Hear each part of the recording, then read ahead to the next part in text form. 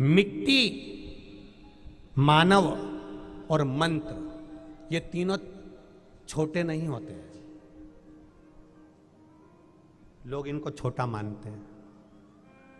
मिट्टी, मानव और मंत्र, ये कब प्रबल होकर तुम्हारे सामने आ जाए कोई भरोसा नहीं होता।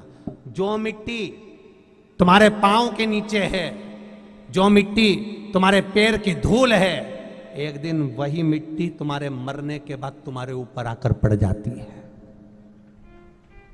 जो मिट्टी पांव की धूल है, जो मिट्टी पैर की धूल है, तो मिट्टी, मानव और मंत्र कभी छोटे नहीं होते। मिट्टी जो पैर की धूल कहलाती है, पांव में रहती है, वो तुम्हारे मरते ही तुम्हारी छाती पर, तुम्हारे मुख पर आकर पड़ जाती है। और मानव, जिस मनुष्य को हम छोटा समझते हैं, ये कुछ नहीं कर सकता, कुछ नहीं कर सकता, जिसको लोग धिक्कार देते हैं, जिसको लोग ठोकर मार देते हैं, जिसको लोग अपशब्द कहकर भगा देते हैं, जिसको लोग ताना देकर भगा देते हैं, एक ना एक दिन वही तुम्हारे सामने कुछ कर कर दिखाकर सामने खड़ा मिलता है।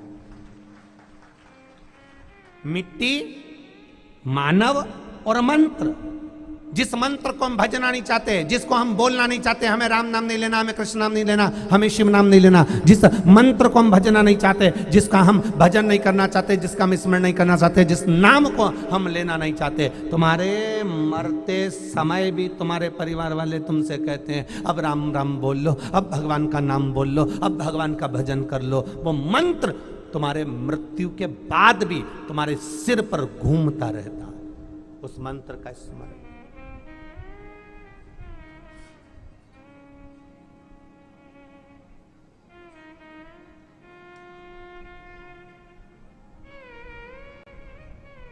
मरकन्नी के पीछे, ट्यूबलाइट के पीछे छुप कर बैठ जाए, छुपकली को भगाओ, वापिस दरवाजे के पीछे छुप कर बैठ जाए। कौन है ये छिपकली? कभी अनुमान लगाकर देखना, गरुड़ पुराण को अच्छे से पढ़कर देखना कि छिपकली का जन्म किसको मिलता है।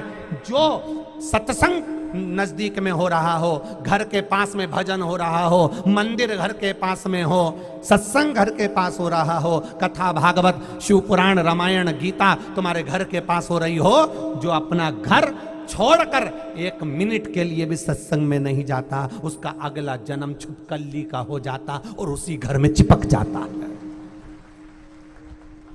तो तुम आज घर पर जाकर लड्डू बनाकर खाना, क्योंकि 84 लाख योनि में एक योनि है छिपकली की, तो तुम छिपकली नहीं बनोगे, पड़ोसन बन सकती है। तो तुम्हें प्रसन्न होने की बात है कि मैं छिपकली नहीं बन सकती, क्योंकि मैं भगवान की भक्ति में डूबी हूँ, मैं भगवान के भजन में डूबी हूँ, मैं भगवान के मंत्र में डूबी हूँ, मैं भगवान के स्मरण में डूबी हूँ, मैं भगवान के संकीर्तन में डूबी हूँ।